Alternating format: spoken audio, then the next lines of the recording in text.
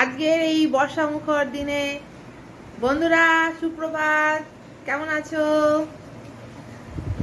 প্রচন্ড বৃষ্টি হচ্ছে সকাল থেকে, বৃষ্টি হয়েই চলেছে, সারা রাত ব্যাপী বৃষ্টি হয়েছে।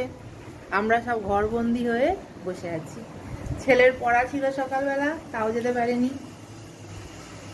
আজকে আমাদের অলরেডি রান্না বসে গেছে, এই জল গরম হচ্ছে, চাল ডাল হয়ে যাবে খিচুড়ি।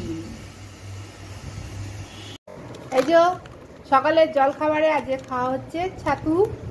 এই যে দুপুরে তো দেখালাম খিচুড়ি বসানো হয়েছে, আর এখন খাওয়া হবে ছাতু। এই ছাতুটা এখন কাটতে হবে, কেটে এই যে 3টে বাটি। হ্যাঁ অবশ্যই, আমার বর খিচুড়ি বানাচ্ছে, দেখাবো না? রান্নাঘরের আলোটা একটু জ্বালিয়ে দিই। এই যে আমার কর্তা মশাই খিচুড়ি বানাচ্ছে, ফুটছে। এই যে খিচুড়ি অনেকটা হয়ে এসেছে, এর মধ্যে এখন দেওয়া হচ্ছে টমেটো। আপনারা কে কে খিচুড়ি খেতে ভালোবাসেন আজকের দিনে এই বৃষ্টির ওয়েদারে? হ্যাঁ সবাই ভালোবাসে। আমরা কিন্তু মুগ ডাল আর মুসুর ডাল দুটো মিলিয়ে খিচুড়ি করছি। ও, দুটো মিশিয়ে করছো? কিছু করার তো নেই। 3টে বাটিতে ছাতু নিয়ে নিয়েছি। এই যে আমার ছেলে দিয়ে আসি, এই যে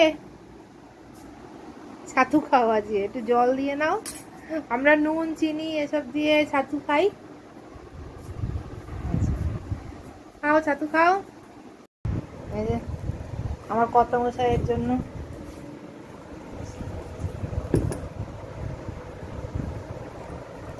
এটা আমার কর্তা মশাইয়ের জন্য।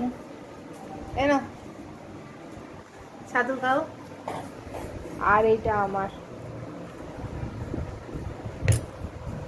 আজকে এই বৃষ্টির দিনে ভিজতে ভিজতে আমাদের পাশের বাড়ির এক দিদি এই আমগুলো দিয়ে গেল।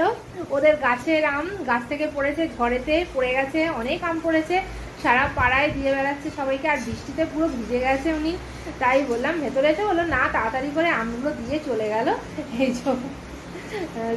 এই প্রথম বছরের প্রথম আম বাড়িতে এলো, এবং তাও আবার গাছের আম, আমাদের পাশের বাড়ি সে দিয়ে গেল এসে। তোমাদের আমগুলো দেখাচ্ছি, ভীষণ ভালো লাগছে আমগুলো দেখে, গাছের আম তো একদম গাছ থেকে পড়েছে। এই যে দেখো কত আম, বাহ খুব সুন্দর।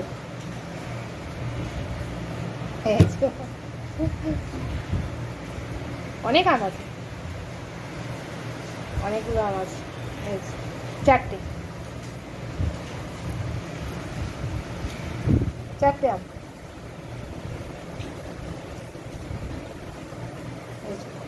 প্যাকেটেই রেখে দিই, পরে খাওয়া হবে। সকালবেলা যে দিদি গাছের আমগুলো দিয়ে গেছিল, ঝড়ে পড়ে গেছে, এই যে আমগুলো সব কেটে ফেলেছি।